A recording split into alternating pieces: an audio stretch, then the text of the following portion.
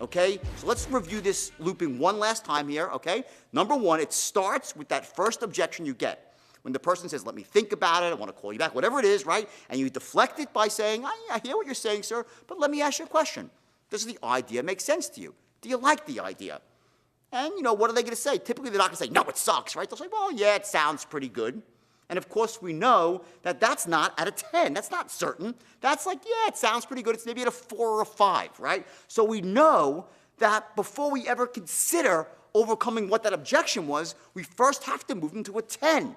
We have to get them certain about our product. If they don't love our product, they're never going to buy it. Even if they love us and they love our company, they're not going to buy something they don't love. You get it? So first things first. So we say, I hear what you're saying, but let me ask you a question. Does the idea make sense to you? Does the product make sense to you? Do you like the idea? Do you like the product? And they say, yeah, it sounds pretty good. And then you go about raising up their certainty by using a language pattern, which starts with exactly. And let me say this, the true beauty of the product is blah, blah, blah, blah, blah, right? Then you run that pattern, which we have gone over in script building and other parts of the program. And then the second part of the loop, this is your initial loop, is when you reframe their objection from they want to think about it to, well, let me ask you this. If I've been your advisor or your broker, or if we've been working together for the last 3 or 4 years and I've been making you money on a consistent basis or been selling you real estate, whatever it is you're selling, if I've been working with you for 3 or 4 years and doing a great job for you, you probably wouldn't be saying, let me talk to my wife or let me think about it. You'd be saying, all right, Jordan, pick me up, 5,000 shares, or yeah, let's sign up right now. Whatever, you'd be saying, yeah, let's do it. Am I right? And remember, when you say it that way, 90% of the time, they're almost always going to say, well, yeah, if I knew you for 3 or 4 years, well, then I'll do it.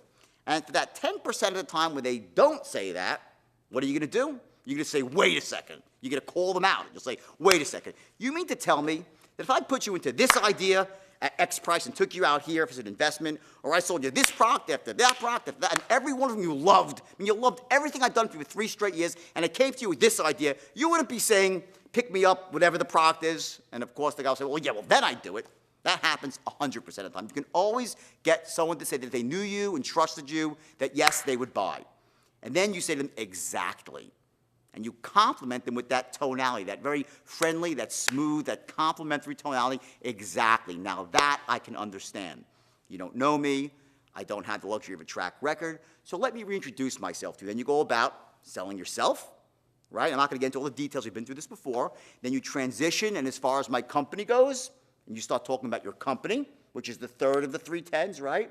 Okay? And then, again, you end that loop by doing what? Asking for the order a second time. And maybe you might ask for a slightly smaller or a step-down sale, right? And if they still give you another objection, which will typically be different than the first, right? They switch objections, okay? Now you know that you have someone who's very, very close.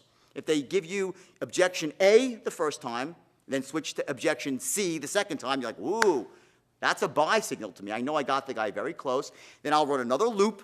I'll resell the product again, right? I'll resell my company again and myself again. And then at the end of that, I'll actually move on to this sort of emotional close, and I'll start future pacing him and lowering his action threshold with the pattern of, let me ask you a question. What's the worst that can possibly happen here? You get it, guys? This is so simple. It's formulaic. It's really at the point where, honestly, almost not a monkey, okay, but someone with even this much sales ability natively can learn this powerful system and become a top closer. Because from there, you just ask for the order again, and if he gives you an objection, what do? You loop back again to the front of the straight line. You resell the product. You resell yourself. You resell the company. Lower action threshold again, and then you add on a bit of pain, and you ask for the order. 3 or 4 or 5 times of doing that, and you chip away at his certainty, you chip away, right, and before you know it, you got him at a 10, 10, 10, and you hit him at just that one last element that was holding him back, and just like that, what was below the waterline rises above the waterline, and people start to buy. That, my friends, is looping, okay? And it's the heart, as I said at the beginning, it's the heart of the back half, or the back 90% of the straight line system. The front end of the straight line system is about effective prospecting, effective cold calling, effective qualifying, right? About gathering intelligence, about finding out what their true needs are, about getting into that ultra-tight rapport, okay? About making a beautiful presentation. No free words here, right? It's scripted. Even if we're in front of them, we know what we're going to say. It's smart, it's intelligent, it's ethical. We're never going to lie or exaggerate. We're going to empower our prospects to make great decisions by giving them all the information they need to make that decision. And we're going to do it in a way that moves them both logically first, and then emotionally, and then we're going to ask for the order, calmly and elegantly. And if you stick to that very, very simple process, you will indeed learn to close everyone who's closable. That's the bottom line.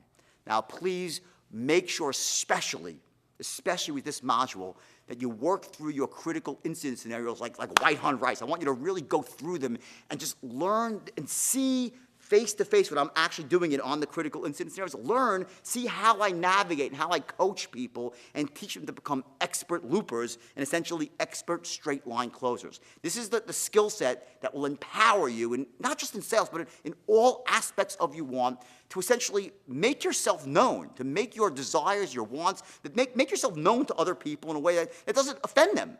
To say, listen, I know you feel one way, I feel another way, but let me say this. And then you tell them how you feel, and you get them to see things your way. That's a skill set that will really translate to every aspect of your life. And in terms of sales, it's going to put a heck of a lot of money in your pocket, that's for sure, and turn you into a top producer in your company.